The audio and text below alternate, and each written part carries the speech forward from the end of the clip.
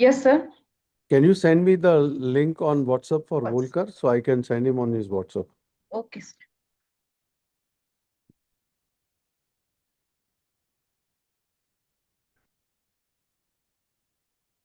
Okay.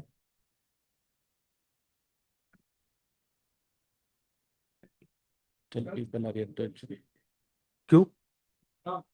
कब है? आधा घंटा हमारा प्रोग्राम खत्म हो, आधा घंटा हमको दीजिए, क्योंकि नॉइज नहीं चाहिए, हम लोग ऑनलाइन है वर्ल्ड में। आधा घंटा हमको दीजिए, मैंने मिश्रा जी से बात किया है। बोल दीजिए डॉक्टर सूर्या का प्रोग्राम है, 3:30 बजे देंगे आपको, 3:45 बजे।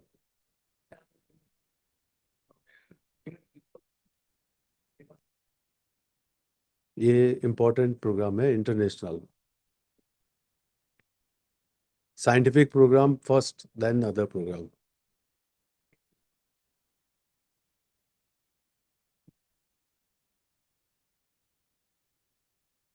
शर्मा जी, हमारा ये प्रोग्राम फिनिश होगा फिर आपको स्टेज मिलेगा। हाँ, इनको बता दीजिए। हाँ, नहीं ये जरा थोड़ा रेस्टलेस हो रहे हैं।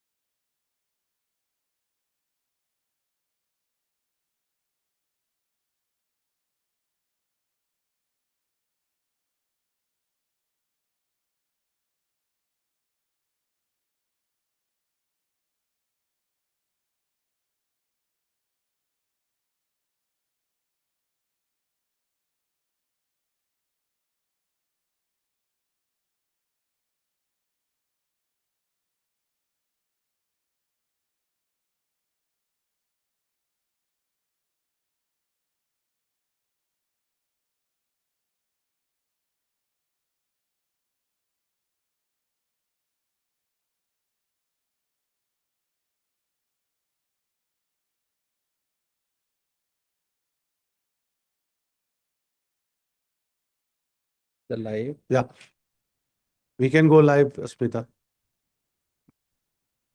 It says you are in a practice session.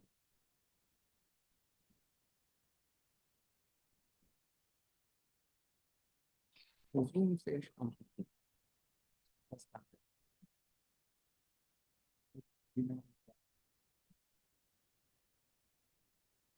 Okay.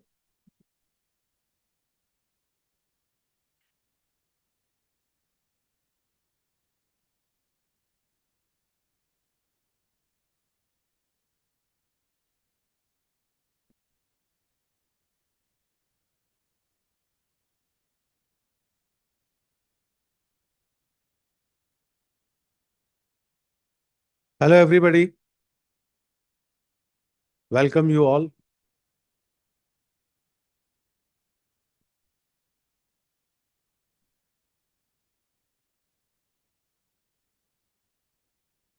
We shall be starting the webinar in 2 minutes. One more minute. You all know that 29th October 25 was World Stroke Day, and Indian Federation of Neuro Rehabilitation, along with WFNR, has planned this World Stroke Day uh, quiz competition. And I'm glad to say that nearly 1,500 people have registered for this event. And today I'm at Indian Academy of Neurology meeting, which is an annual conference of neurology in holy city of Ganges, Varanasi. And I would briefly tell you about the World Stroke Day. You all know that the signs of stroke is act fast or be fast, B for balance, E for eye disturbance, F for face drooping, arm for weakness, S for speech difficulty, and it's time to call or time to act. So every minute counts.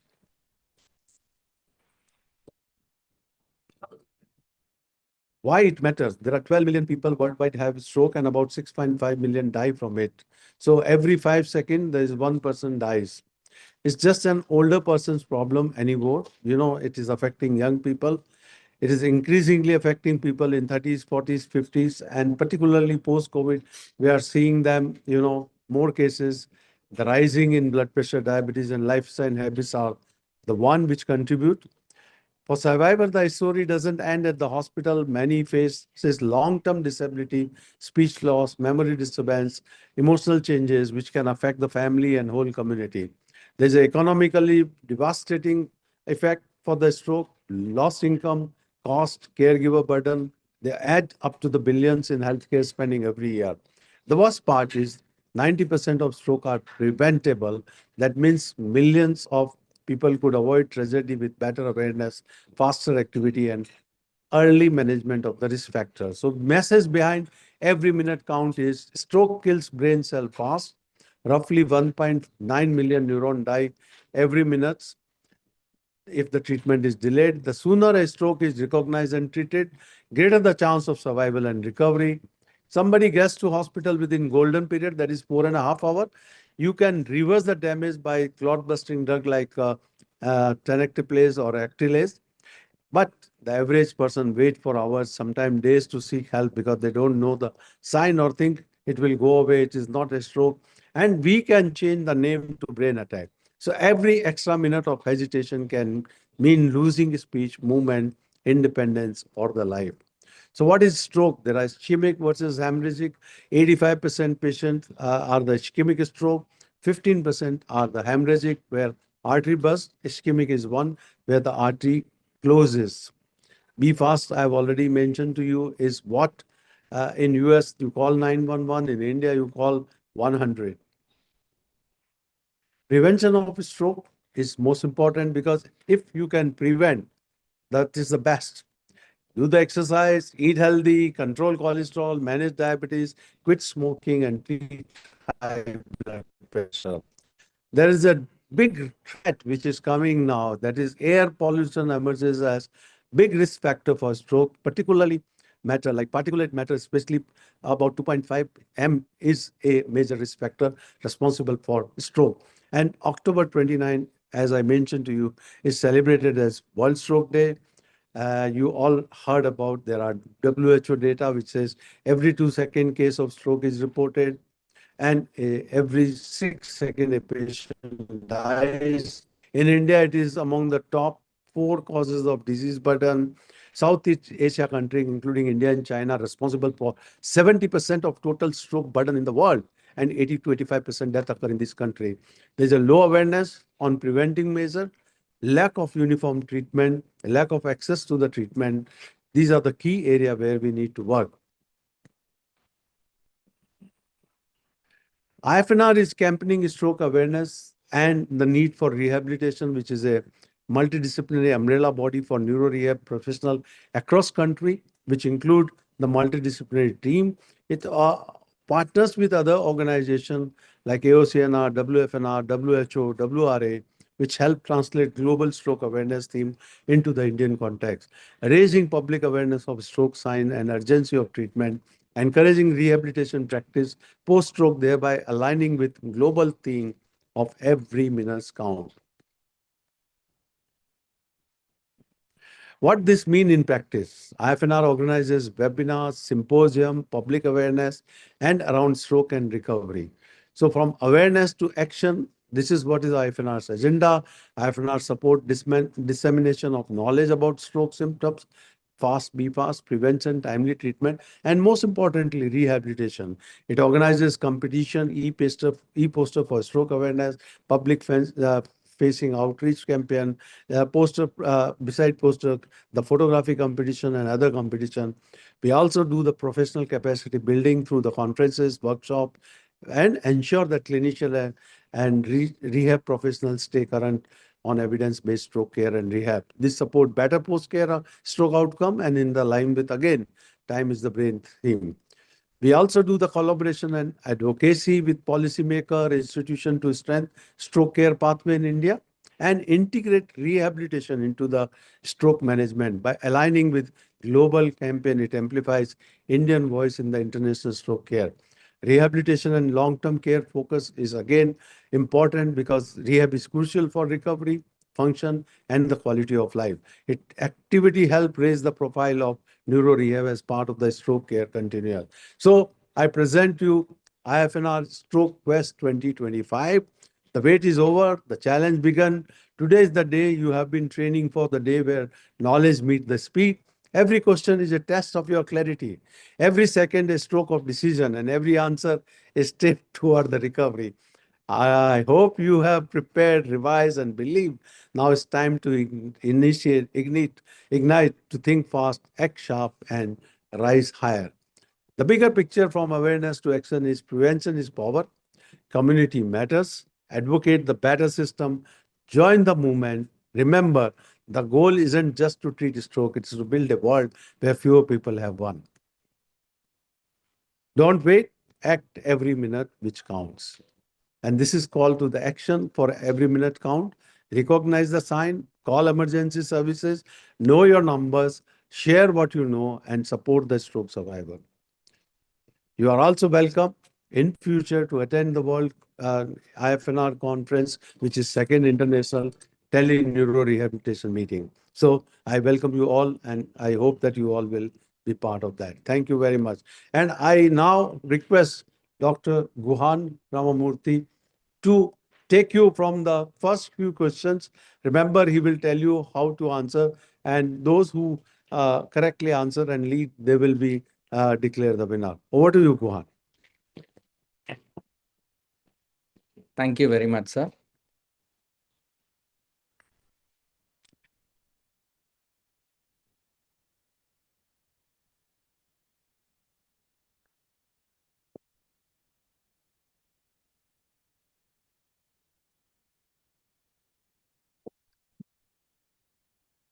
Thank you very much, Dr. Nirmal Surya, sir. And with that, we are going to proceed with the IFNR brain question. That's the World Stroke Day. That was yesterday, and we are creating knowledge awareness today with a wonderful quiz that has been designed by the IFNR for the undergraduates.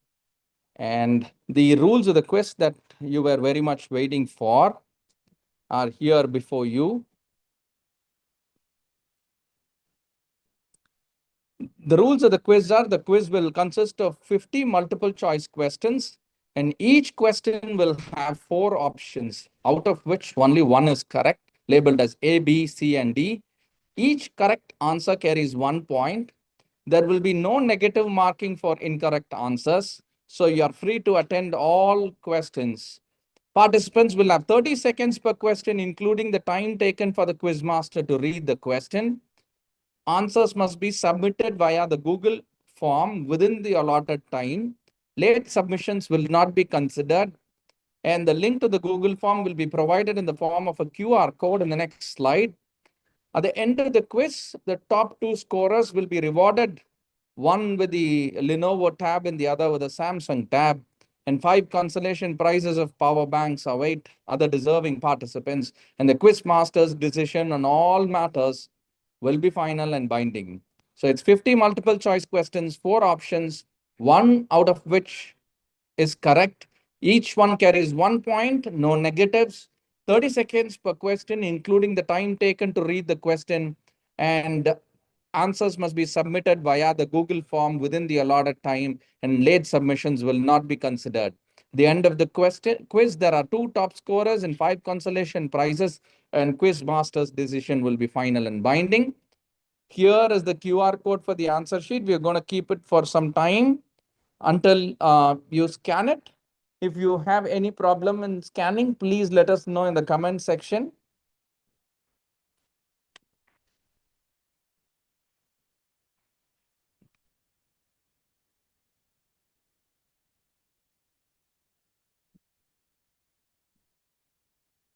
So the answer sheet will have an initial introductory part, and then you proceed on with until you submit the options. There are no questions in the answer sheet. It's just numbers and options. You just have to answer that. I welcome Professor Bolkar. We just started the quiz, please. Thank you.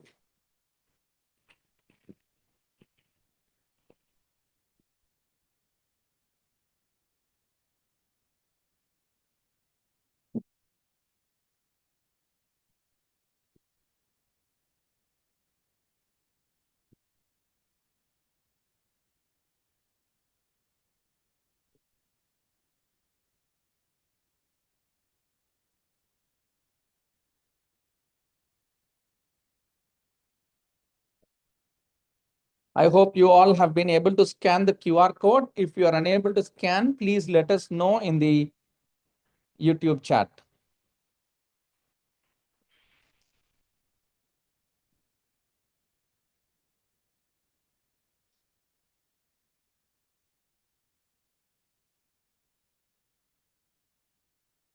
So now with that, we will proceed to the questions. For that, we have with us Dr. Arun Shivaraman, who is going to take us through with the initial part of the quiz. Over to you, Dr. Arun. Good afternoon, everybody. Going to the question number 1. Which of the following is a classical clinical triad for a lateral medullary syndrome caused by posterior inferior cerebral artery infarct? Contralateral hemiplegia, contralateral sensory loss, and ipsilateral facial palsy, ipsilateral Horner syndrome, vertigo, and dysphagia, nystagmus, ipsilateral facial numbness, and contralateral limb weakness, contralateral ataxia, nystagmus, and dysarthria.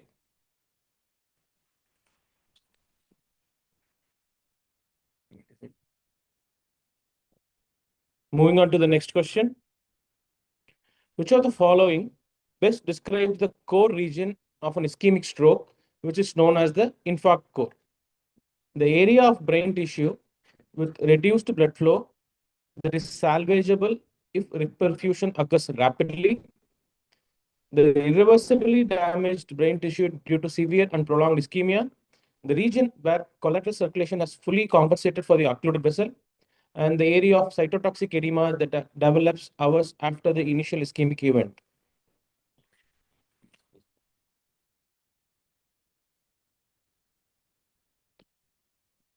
So 2 seconds. And moving on to the next question.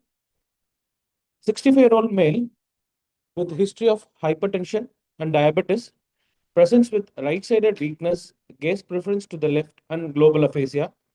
Which cerebrovascular territory is the most likely to be affected? Option A, left anterior cerebral artery. Option B, left MCA superior division. Option C, left middle cerebral artery inferior division. And option D, left internal carotid artery bifurcation.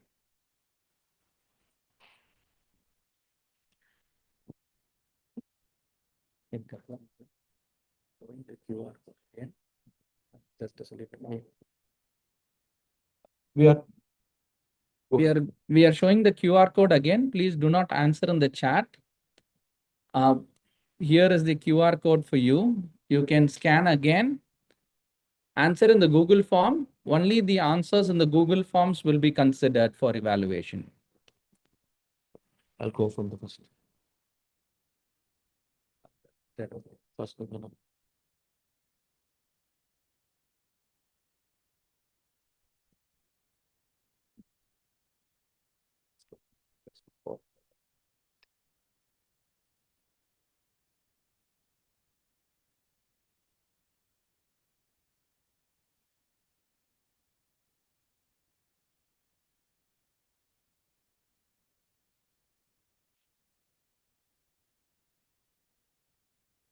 A 65-year-old male with a history of we have finished this question.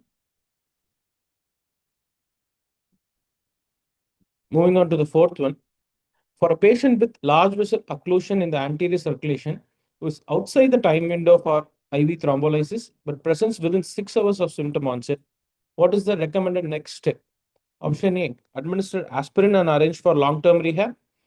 Option B, initiate mechanical thrombectomy directly after confirming eligibility. Perform cerebral angiogram to confirm the occlusion. Refer to a patient to the palliative care.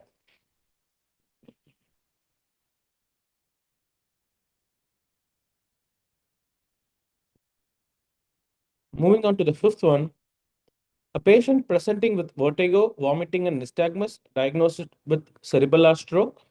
Why is this diagnosis considered a medical emergency requiring special attention? Option A, the risk of hemorrhagic transformation higher in cerebellar strokes. Option B, cerebellar edema can compress the fourth ventricle leading to acute hydrocephalus. Option C, it is often a harbinger of larger brainstem infarct. Option D, the patient is at high risk for aspiration due to severe nausea.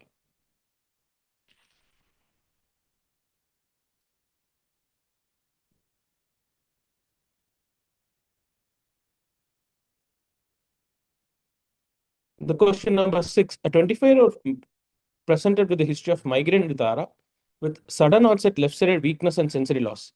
Her symptoms have been fluctuating for the past 30 minutes. Which is the most likely answer? Option A, hypoglycemia.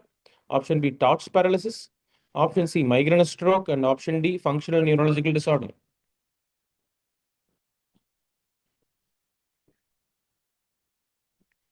The last 2 seconds.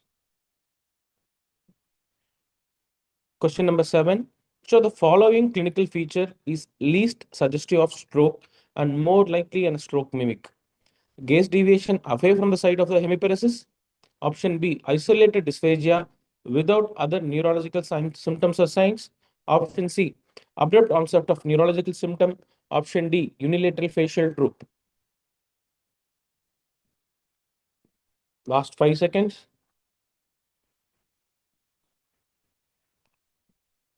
Question number 8. A patient presents with classical stroke symptoms, but on CT and MRI are both negative for acute changes. The patient's symptoms resolves completely within 24 hours. The presentation is most consistent with the diagnosis of a lacunar infarct. Option A. Option B, TIA. Option C, functional neurological disorder. Option D, cryptogenic stroke.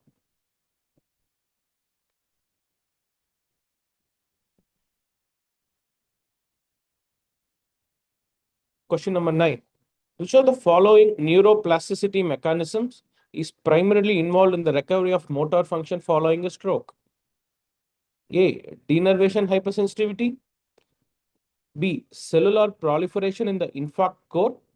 Option C, sprouting of new axonal connections and long-term potentiation in peri-infarct areas. Option D, increased inhibitory synaptic input to surviving neurons.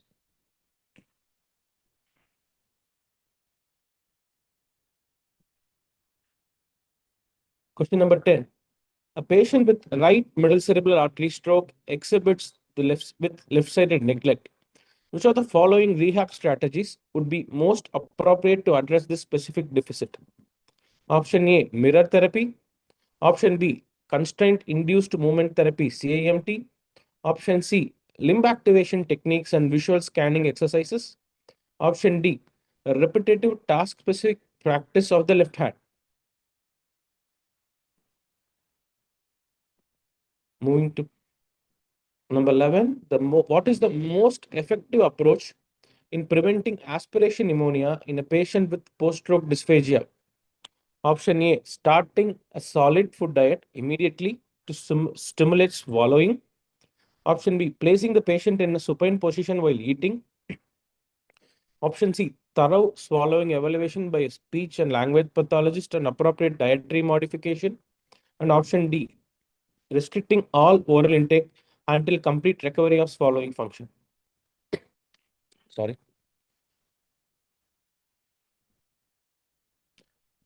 Moving to question number 12, the early stages of stroke rehab The patient's family asked about the best evidence-based intervention to promote upper limb recovery.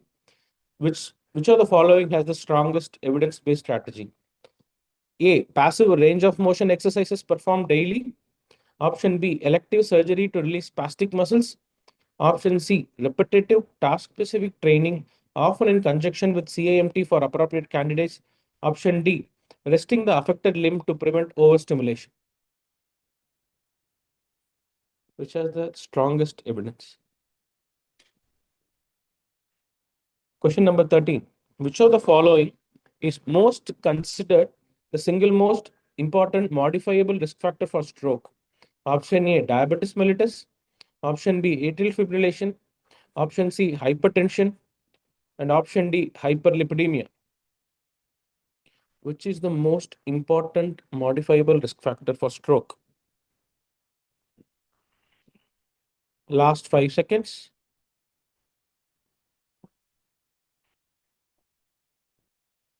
Question number 14. In a patient with intracranial hemorrhage, which is the most critical aspect of early management besides monitoring the patient's neurological status? Administering a stat dose of alteplase, immediate and strict blood pressure control, performing a carotid endarterectomy, initiating mechanical thrombectomy.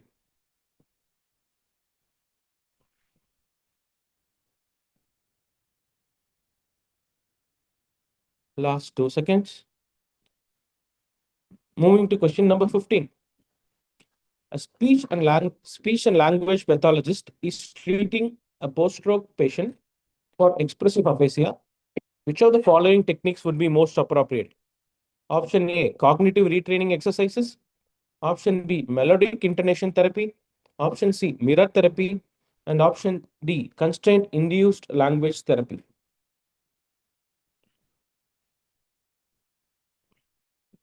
Last 2 seconds. For the next round of questions, I hand over the mic to Dr. Hitav Someshwar.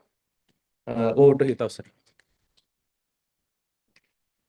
Thank you, Dr. Arun sir. Coming to the next question. What is the role of the physiotherapist in immediate post-stroke phase within a hyperacute stroke unit? The options are option A, leading cognitive behavioral therapy sessions, conducting a comprehensive swallowing assessment, C, early mobilization, positioning, and prevention of complications, and D, providing psychological support to the family. Last 5 seconds.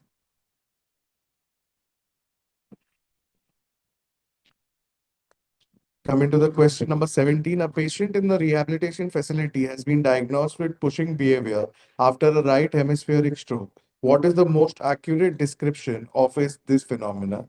The patient pushes away staff and family member. The patient actively pushes their body away from the unaffected side, believing it is the midline. The patient exhibits increased tone and spasticity in the affected limbs, and the patient has difficulty initiation movement on the affected side. Next question. Which of the following mechanism most commonly causes lacunar infarcts? Cardioembolism, small vessel lipohyalurosis, aortic arch atheronoma, and carotid artery dissection. Last 10 seconds.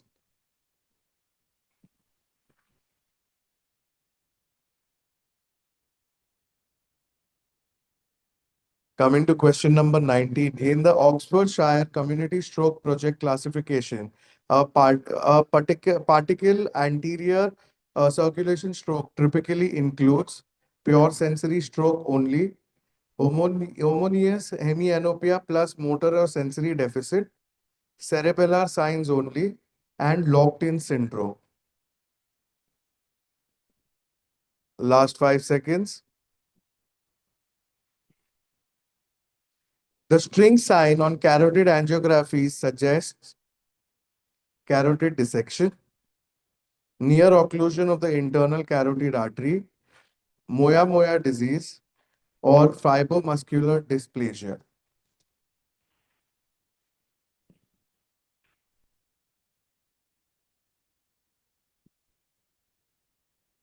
Last 5 seconds.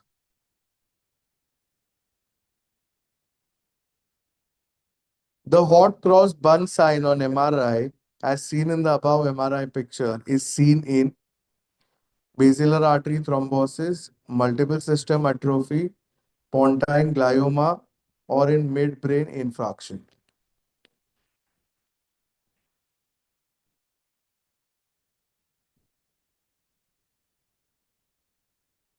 Last 5 seconds.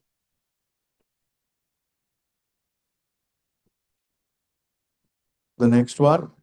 Which test is most useful in detection of paroxysmal arterial fibrillation after cryptogenic stroke? Carotid Doppler, transthoracic echocardiogram, 24-hour Holter monitoring, or an EEG?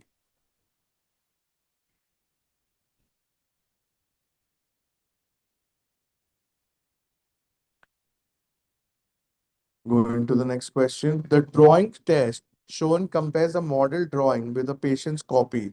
The patient version is distorted and drawn mostly to one side of the page. This pattern most likely indicates a lesion in which brain region? Right frontal lobe, right parietal lobe, right temporal lobe, or the cerebellum? Last 5 seconds. Okay, question number 24. A man speaks in short, effortless phrases. He understands what's said to him, but struggles to form sentences. Where's the lesion? The Wernicke's area, the Broca's area, the right temporal lobe, or the left occipital lobe? Last 5 seconds. Okay, coming to the next question. After a stroke, a patient can only see objects on the right side of their visual field. Where is the most likely lesion? Right occipital lobe, left occipital lobe, left parietal lobe, or the right temporal lobe?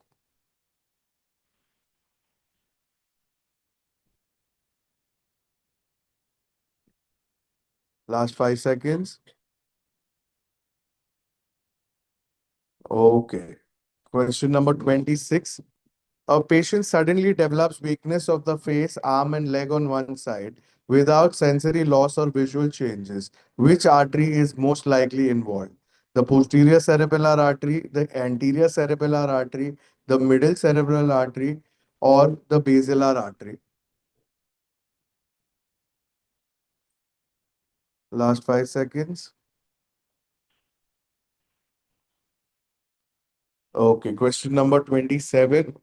A 74-year-old retired teacher recovering from a right parietal ischemic stroke shows consistent neglect on the left side.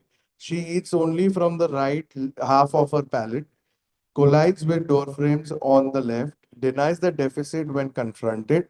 Motor strength in her left limb is near normal. Which rehabilitation approach directly targets her perceptual defect?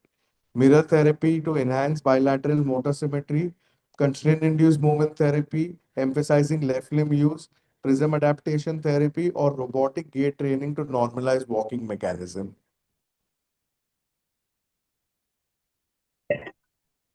Now, the next question. Question number 60. A 61-year-old man, 3 weeks post large right MCA stroke, participates in therapy but frequently breaks into sudden crying or laughing spells that are out of proportion to triggers and inconsistent with mood. He states, "I don't actually feel sad, but when I cry, the cognition is largely intact. There is no sustained low mood or withdrawal. What is the most likely diagnosis? Major depressive disorder after stroke, pseudobulbar effect, generalized anxiety disorder, or frontal degeneration syndrome?"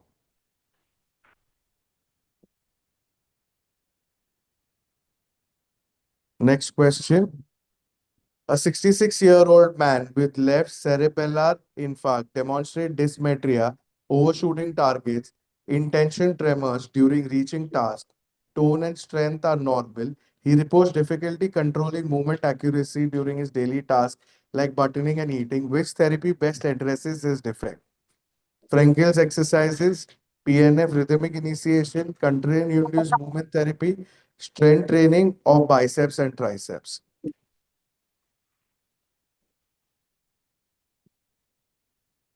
Okay. So for the next last round of set of questions, I would invite Dr. Guan Ramamurthy to please be the quiz master. Thank you. Thank you, Dr. Hitavsar. So with that, we are coming to the final lap of this quiz round. And so the next few questions, that question number 30 to 34, the 5 questions are going to be based on this case. So uh, your stakes are high on this case scenario. So a 59-year-old man is found sitting on the floor of his bathroom, vomiting and unable to stand.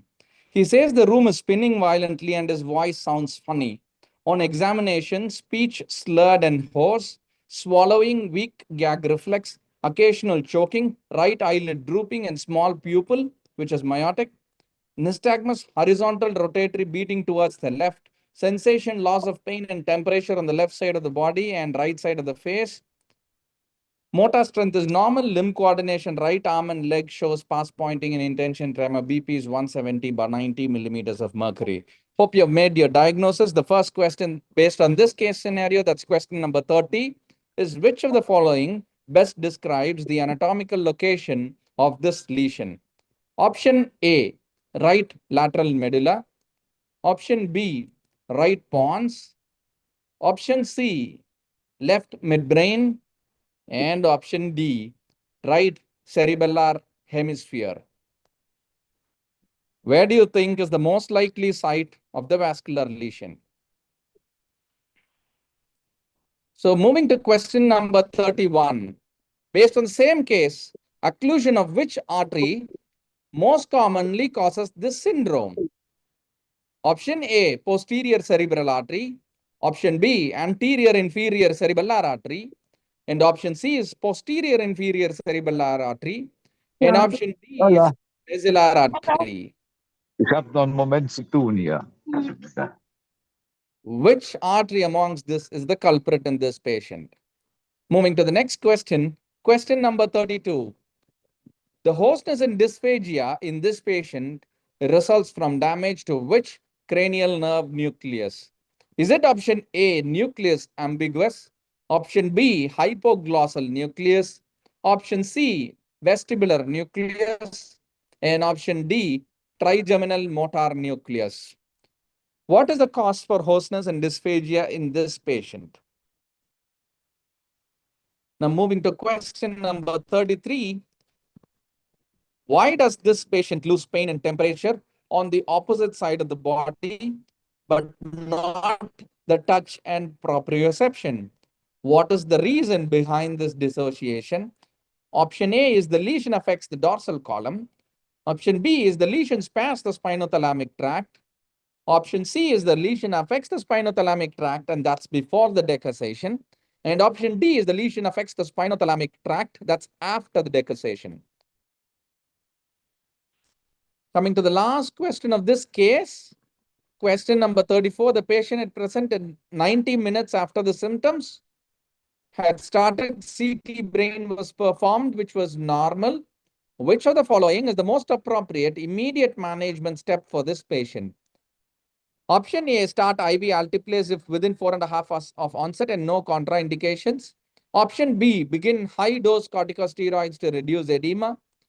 Option C, surgical decompression of the posterior fossa immediately. And option D is administer IV heparin as an infusion. So I hope you have answered all these 5 questions for the case. Now moving to the next case with 5 questions that are going to follow up this case.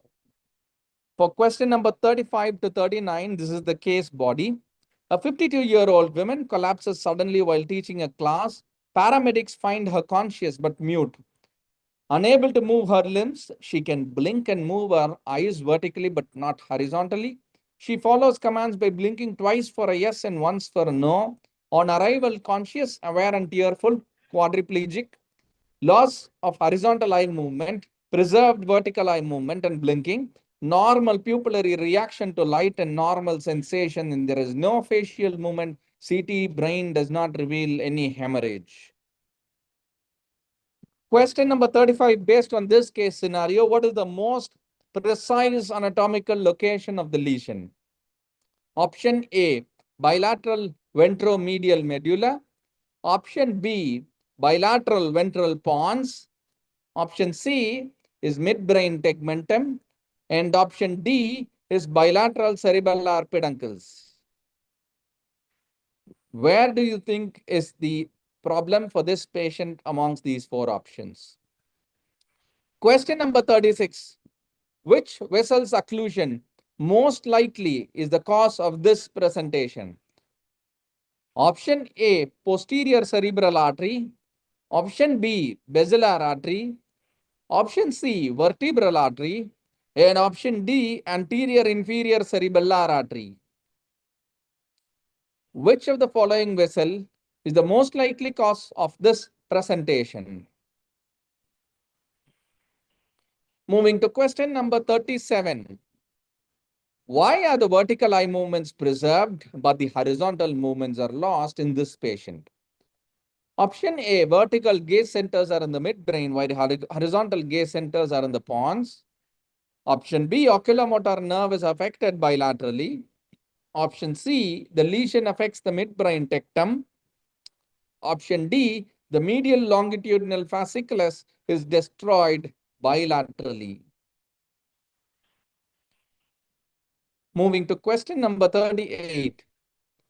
Despite the complete paralysis, the patient remains awake and aware. What explains this preserved consciousness while being unable to communicate? Option A, the lesion spares the ascending reticular activating system in the tegmentum. Option B, the thalamus maintains cortical arousal independently. Option C, corticospinal tracts are sufficient for consciousness. And option D is sensory tracts maintain cortical activation. Moving to the last question of this case. In an acute setting, which intervention offers the best chance of recovery if performed early and available? Option A is high-dose corticosteroids. Option B is mechanical thrombectomy of the basilar artery. Option C is immediate decompressive craniectomy. And option D is IV heparin infusion. Which amongst the following could change the course of life for this patient? Which is the best treatment choice among these four options? With that, we come to the conclusion of the case and we will proceed to the rest of the questions. So question number 40 is identify the sign, the named sign in this CT brain. Option A, dense MCA sign. Option B, empty delta sign. Option C, dural tail sign. And option D, ring enhancement. Which of the following amongst the options is the named sign in this CT brain? Moving to question number 41. The crossed signs, that's ipsilateral cranial nerve deficit with contralateral hemiparesis, localizes the lesion to option A, cerebral cortex, option B, brainstem, option C, cerebellum, option D, internal capsule. That is crossed signs where there is ipsilateral cranial nerve deficit with contralateral hemiparesis. Moving to question number 42. The lesion in which of this area of the brain causes ataxia in the truncal region? Option A, cerebellar vermis. Option B, cerebrum. Option C, spinal cord. And option D, temporal lobe. Which of the following can cause ataxia specifically in the truncal region? Question number 43. Red nucleus is located in which part of the brain? Option A, pons. Option B, midbrain. Option C, medulla. and option D, cerebellum.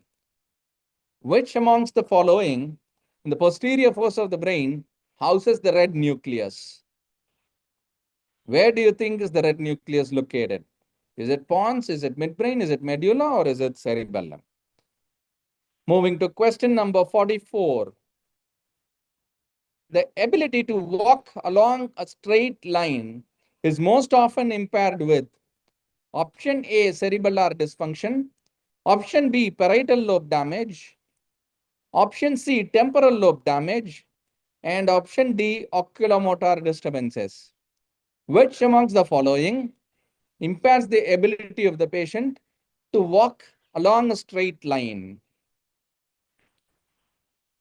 Moving to question number 45. After 3 years of sustained advocacy, stroke rehab services expand and patient satisfaction improves. What's the best evaluation metric for the success of this advocacy? Option A, number of social media posts about the campaign. Option B, policy documents produced by the health ministry. Option C, demonstrable improvement in patient outcomes and service access. Option D, number of advocacy meetings held. Moving to question number 46. Which of the following best distinguishes professional advocacy from activism? What's the difference between the two? Option A, advocacy avoids controversial topics. Option B, advocacy relies on formal evidence, ethics, and professional duty. Option C, activism is only emotional, whereas advocacy is only rational. Option D, there is no real difference between advocacy and activism. Moving to question number 47. A study finds that people who take daily aspirin have lower rates of stroke. Later analysis shows that aspirin users were also more likely to exercise and eat healthier diets. What role does exercise and diet play here? Option A, are they effect modifiers? Option B, are they confounders?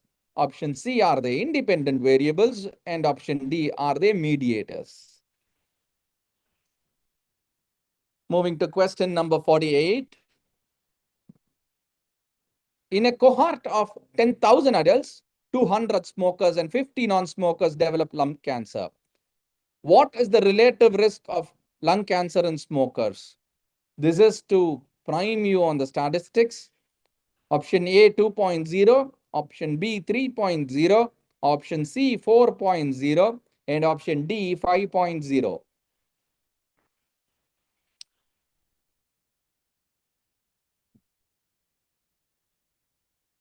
Moving to question number 49. A new stroke screening test correctly identifies 80 out of 102 true stroke cases and wrongly flags 40 out of 900 healthy people. What is the specificity of the test? Option A, 85%. Option B, 90%. Option C, 95%. And option D, 96%.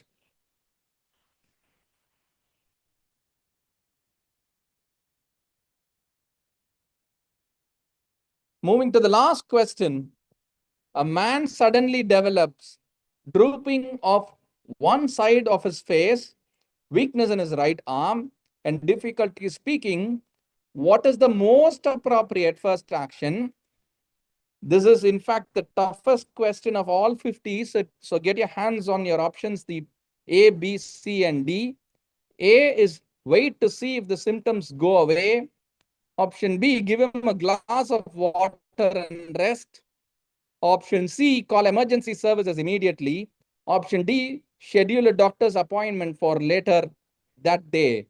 If you have failed to answer 49 questions, the 50th question is the most important question that you need to answer. With that, we come to the end of the question rounds, and I hand over to Dr. Nirmal Surya, sir. Thank you, sir. Hello, everybody. I hope the questions were not too difficult and you were able to answer them. And may the best and the fastest person wins the race. And here we have World Federation of Neuro Rehabilitation President, Professor Volker Hamburg, in his style of hat and glasses.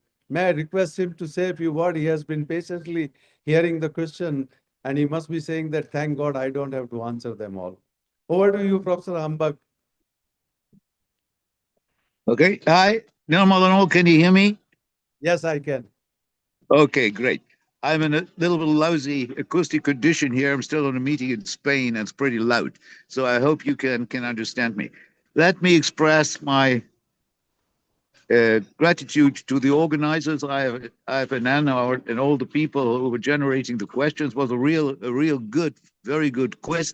I was able to follow this at least partially. So thank you very much for that. It's always, as we did last year, a very, very nice way of celebrating World Stroke Day, this occasion, especially being so appealing for our young colleagues, scientists, and clinicians in this respect. So from my side, a cordial welcome from the World Federation of Neurorehabilitation, and I hope that you will have a very enjoyable, ongoing, exciting meeting for celebrating World Stroke Day. Thanks, Nirmal, very, very much. I know that's always quite a lot of work that goes into that, also for you and your associates in preparing it. Thank you very much, and all the best. Thank you. I just want you to wait for a few more seconds to minute, because we are analyzing the winner, and it will take 1 to 2 minutes before we announce the Sure. winner. From you need to announce Good. the Happy to do second so. and first prize winner.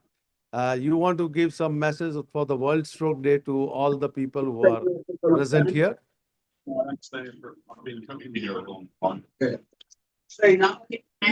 Can you repeat? I just said, would you like to give some message on the occasion of World Stroke Day, which was yesterday, to all the people who are attending at the moment? As the president of WFNR, we did give the message to all the people on social media, but maybe a good Yeah, idea to sure. give I a think stroke still is one of the leading causes of death and disability and handicap in the world of neurological rehabilitation, and are certainly one of our main targets. But we should not forget the other targets, as traumatic brain injury and others. But nevertheless, I think over the last decades we have made a very big success, especially in the acute treatment of stroke, and also more and more in the rehabilitation of stroke. But we still, the rehabilitation in some sense is still lagging behind the acute care. Acute care progress was much more advanced than rehabilitation progress. But I think we are very much working on that. I'm very grateful to the Indian Federation of Neurorehabilitation in helping us, as hardly any other international organization under our umbrella, to bring this forward. Let me just briefly mention three aspects of it. One aspect is the advancements in better communication to patients and caregivers, helping community and family-based rehabilitation, which is extremely important, especially in low-middle-income countries, especially in rural areas, but it's also pertinent to parts, let's say, in the United States and even in Europe. It's very, very useful. The second point is that we always like to talk about technology in helping rehabilitation. I never stop to emphasize that you can do very good stroke rehabilitation in the absence of technology. I think that is always important. Technology may be helpful, it's a good add-on, but it's not compulsory to have it. And the third aspect, and I want to mention that explicitly, World Federation of Neurorehabilitation has designed an entire representation of a rehabilitation place in the digital world, if you want to call it the metaverse, in the metaverse. This is now available for rollout. Please have a look at our website. Nirmal knows about that, many others know about that. And we are just about to start a bigger rollout in various centers in various areas, with the idea to use these refined digital communication tools for a better and in-depth training of patient clinicians and especially also caregivers to ease family and community-based rehabilitation. Have a look at the website. Within the next 2 or 3 weeks, we will have a Zoom webinar organized through the WFNR to discuss with possible contributors and people who are interested in using this, how this will be brought about and what will be the next milestones and the next deliverables for all partners being involved. Thank you.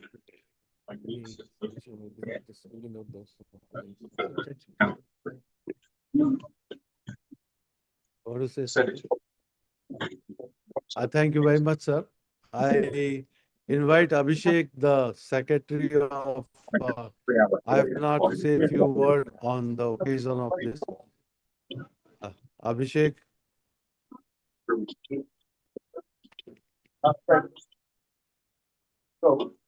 Hello, everybody. I think it's a brilliant initiative by IFNR to conduct this quiz program to create awareness among younger people.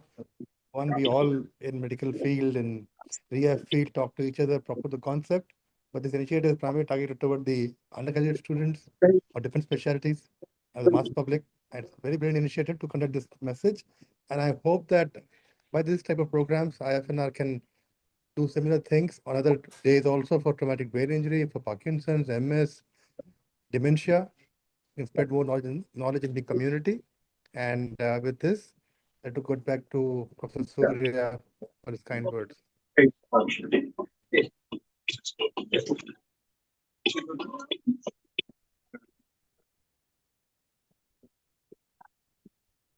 No, we can. So we are waiting for the final analysis and maybe another 2 minutes. Things are ready, almost ready. But 1 minute, let's not give same college. Give it to somebody else. Either.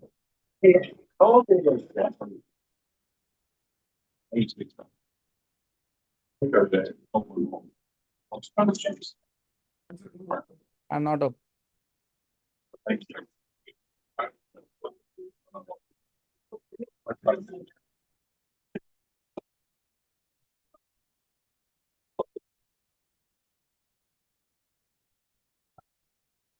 Sharing, we will share the screen and you need to announce the winner with the certificate.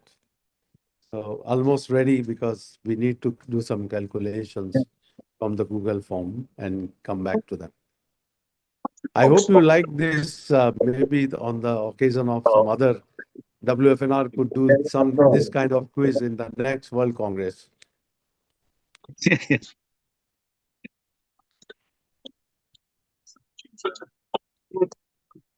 Ready? Okay.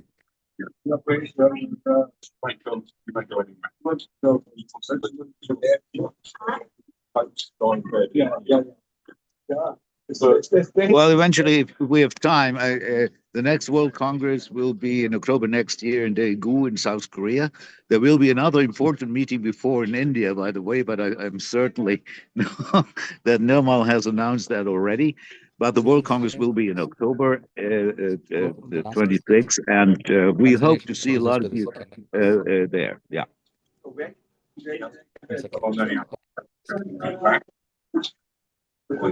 There you are, sir. We are ready with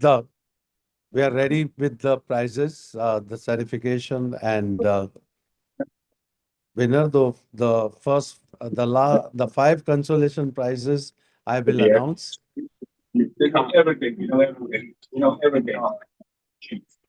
Okay, so the consolation prize 1 goes to Afran Mirafa.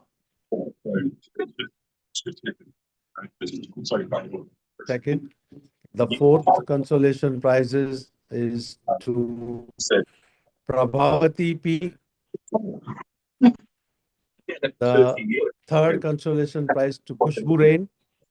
The 2nd consolation prize to the Gauri Prasant Joshi. And the 1st consolation prize is to the Priya Sonal. The 2 winner now, Professor Volkar, you have to announce the 2nd and 1st. So the next certificate. Yes, Professor Volkar. Okay, so as far as I can read it, the condition is not very good.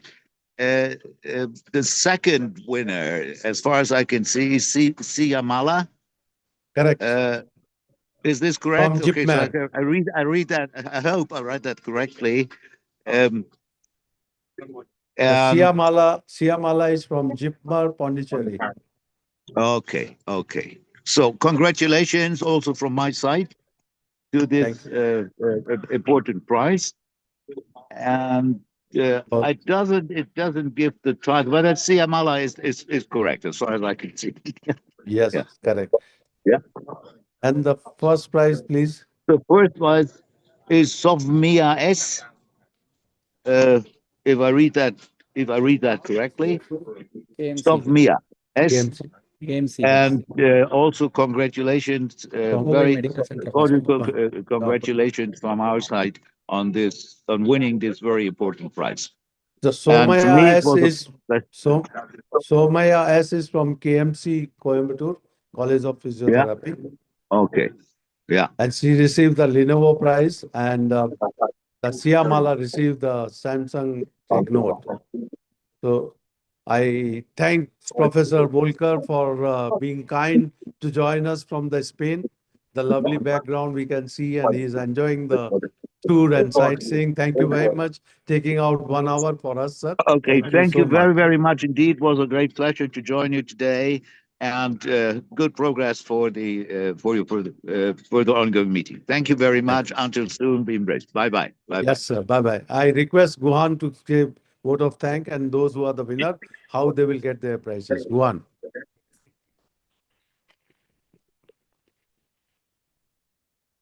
The certificates will be sent through email and the prizes will be sent through mail.